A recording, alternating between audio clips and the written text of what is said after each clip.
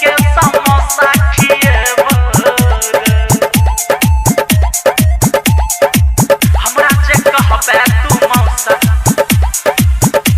तकिन के samosa खिएबो presented by DD Production House Sakri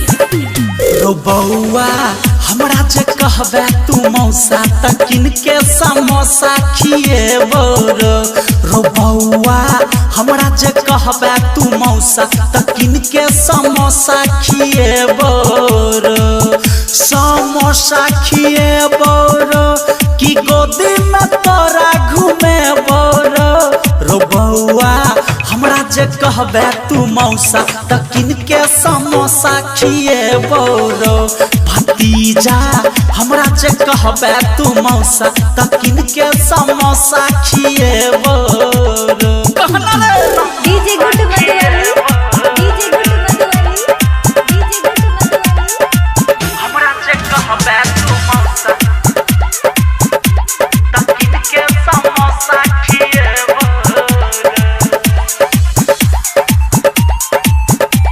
तकिन के समोसा खिएबो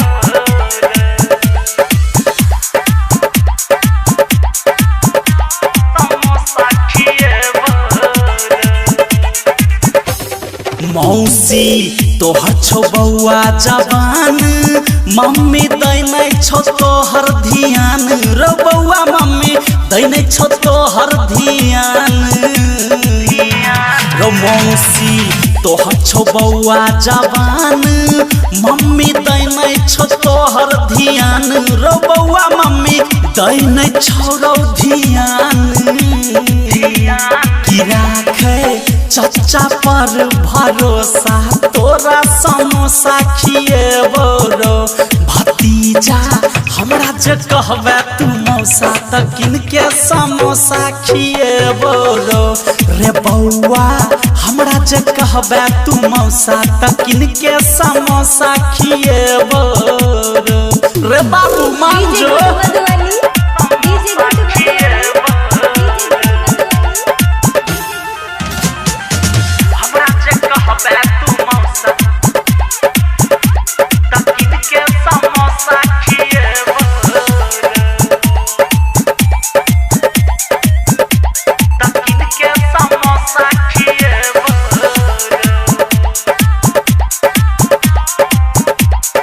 समोसा खिएबो पूरा कीन के देबो बउआ मौसा तोहर हम हेबो रो बउआ मौसा तोहर हेबो पूरा कीन के देबो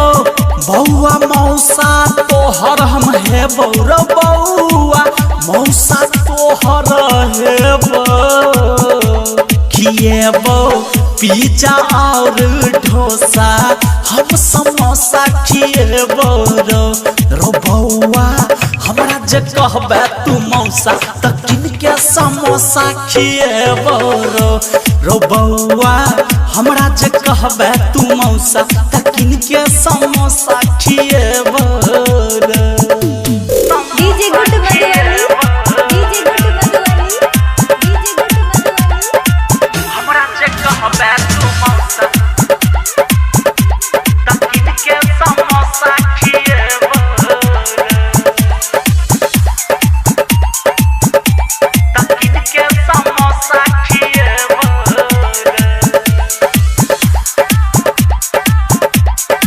समोसा खिएबो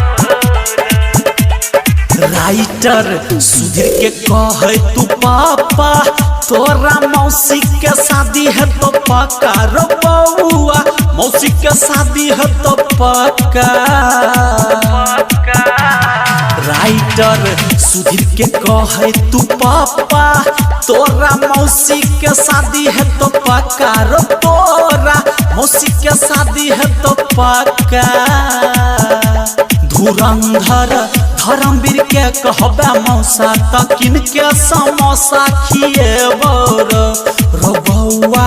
हमरा जे कहबे तू मौसा तकिन के समोसा खिएबो भतीजा हमरा जे कहबे तू मौसा त किन के समोसा खिएबो